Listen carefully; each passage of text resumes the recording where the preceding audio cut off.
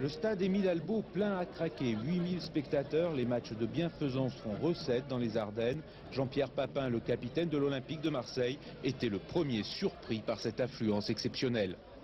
Franchement, je crois que c'est la première fois que dans une petite ville comme ça, je vois autant de monde pour un match amical. Ben, ça fait plaisir et puis je crois qu'on va essayer de se défoncer pour ces gens.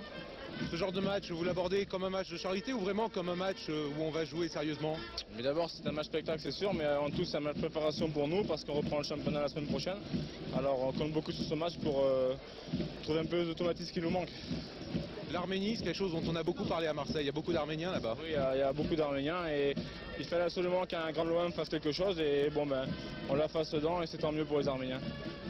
Le meilleur buteur du championnat de France qui sera le seul à animer le début de la rencontre, 2 échappés sur l'aile droite qui affolent la défense du Torpedo Moscou. Et puis celui qui va un peu gâcher la fête au milieu de la seconde mi-temps, Eric Cantona. 2 contrôles faciles manqués, le public qui siffle. Cantona, vexé, s'énerve. Gilly, l'entraîneur de l'OM, le sort du terrain. L'enfant terrible du football français a signé son passage à Sedan. Une première mi-temps également marquée par des occasions aériennes. D'abord pour les soviétiques qui profitent d'un certain engourdissement de la défense marseillaise. Puis pour l'OM, Alovs relayé par Tis, un centre rentrant pour la tête de Philippe Verpris.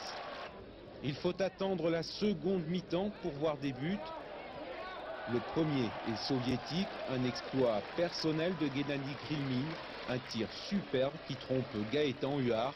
1-0, on joue depuis 5 minutes en seconde mi-temps. Un quart d'heure plus tard, l'égalisation marseillaise. Le gardien soviétique, gêné par un de ses défenseurs, passe complètement à travers et c'est Klaus Alovs qui en profite. 1 partout, ce sera le score final.